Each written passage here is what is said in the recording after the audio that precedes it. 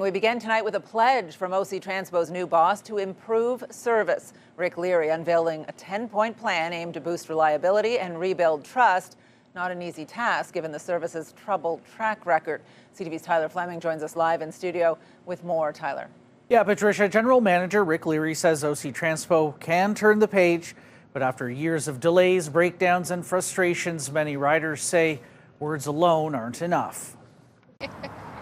After getting off the LRT, Olivia Dito usually stops short from taking the bus. Her reason? It's not very consistent. You're waiting, and it's never coming. Hence why I'm taking Ubers daily, and it's not reliable anymore.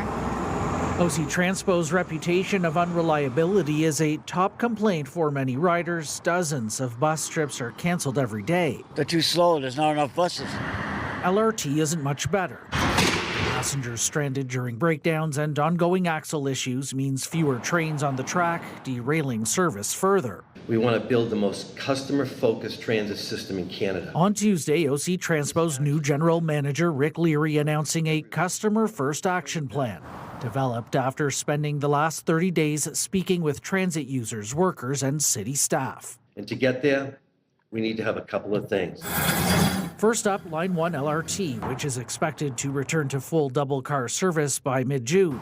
And throughout the summer, some older buses will be retired and replaced with electric ones, and more mechanics will be hired. Building that reliability will build confidence in the residents, hopefully bring more people back to public transit.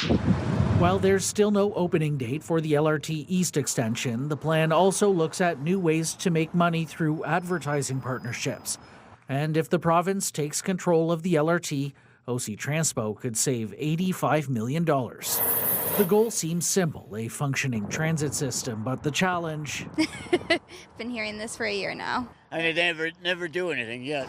Making it happen and getting riders on board. And I know it's asking a lot of our customers to say, please be patient, but the pieces are coming together. Ubers are expensive, but you know what? It gets me where I need to be on time.